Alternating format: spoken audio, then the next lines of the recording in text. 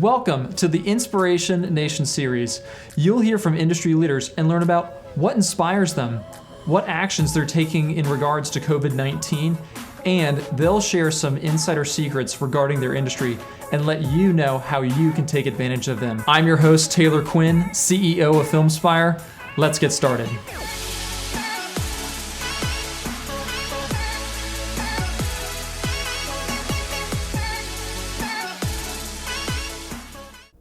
Hi everyone, I want to welcome Natalie Garramone, owner of 180 to the show. Natalie, thanks for being here.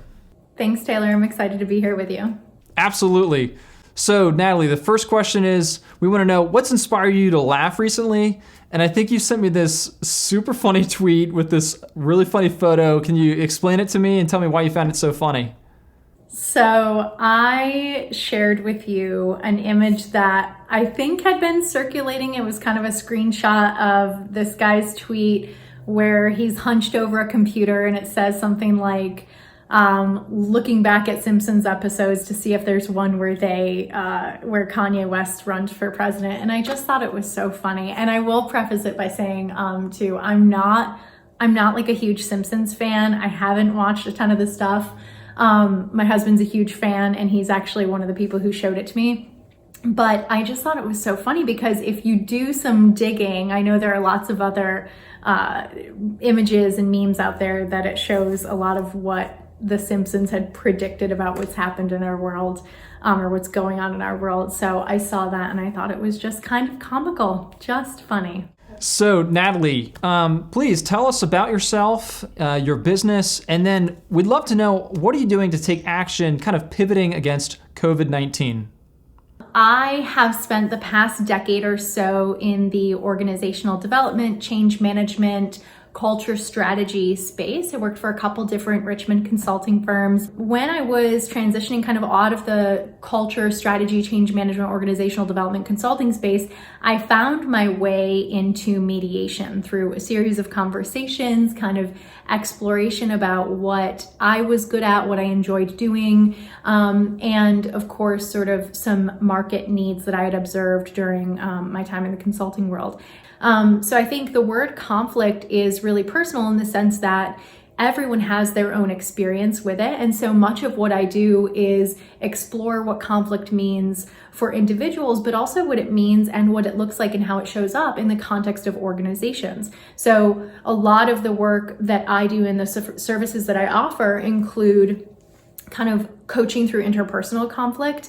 I do business partner mediation. I work with executive teams and teams in general on exploring how conflict may be showing up for them. And as far as what I am doing in the wake of kind of COVID-19, I will tell you, I feel very fortunate in that much of my work has been easily transferable or translatable to a virtual environment. So much of the work that I'm doing with clients and that I have been doing with clients over the past few months has taken the form of online workshops, virtual speaking engagements, and one-on-one kind of virtual coaching sessions over Zoom. So Natalie, a big part of this show, as you know, is really providing a lot of value to folks. And so we want to know, what's one secret you can kind of really tell us about your industry or the work that you do that most people wouldn't know about?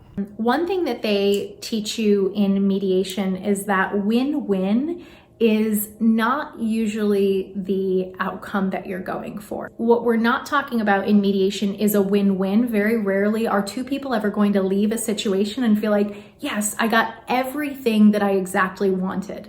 Instead, getting people comfortable with the idea of we have to find some balance, some middle ground, something that we both feel is acceptable in order to move forward and, most importantly, not harbor any resentment or hard feelings. So Natalie, people are dealing with conflict and businesses are dealing with conflict all the time. So what's something that people watching this could maybe take action on? What's something people can do regarding conflict? Yeah, I think right now at our country, the world, we are all going through a lot of change. And I have described change, and I'm not the first to do it, but change is a grieving process. And so understand that we are all coming from all different places. We are experiencing grief and exhaustion and change in many different unique ways. And so no two people are processing everything that we've been going through, whether it's police brutality, racial injustice, remote work, a global pandemic. There's a lot. 2020 has given us much to process. So first, just acknowledge that what you are experiencing is not what everyone else is experiencing, and they're not experiencing it in the same way. And take that sort of empathetic lens into every conversation that you are having. Natalie, if people wanted to get in touch with you, what's the best way that they can do that? I like to think I'm pretty active on LinkedIn, so I would encourage people to reach out to me on LinkedIn, connect with me on there. Email is always a great way. My email is Natalie, Natalie at 180, all spelled out, .io. We are wrapping up the show here. And Natalie, I would love to know, do you have a favorite inspirational quote, and would you mind sharing that with us today? The quote is, chaos should be regarded as very good news. And I love that quote because life throws us curveballs all the time. Every interaction with someone is an opportunity to learn something new, or at least I hope people view it in that way. Every even difficult situation or conflict situation or moment that feels tense is an opportunity to better understand something about ourselves, how we operate, how the world operates, how other people view things. And so I love the idea of putting a positive spin on even the concept of chaos. Natalie, thank you so much for being on the show. It was great to have you. Thank you for sharing this awesome information with us. Thank you, and we hope you do great work. Thank you so much. I really appreciate being here. I appreciate your time, Taylor. Absolutely. Take care. Thanks, you too. All right, bye. Thanks for watching. If you found any value in this video, please like it and consider sharing it. Did you know that 84% of consumers were convinced to buy a product or service after they'd watched a brand's video? I'd like to share how you can reach that 84% today.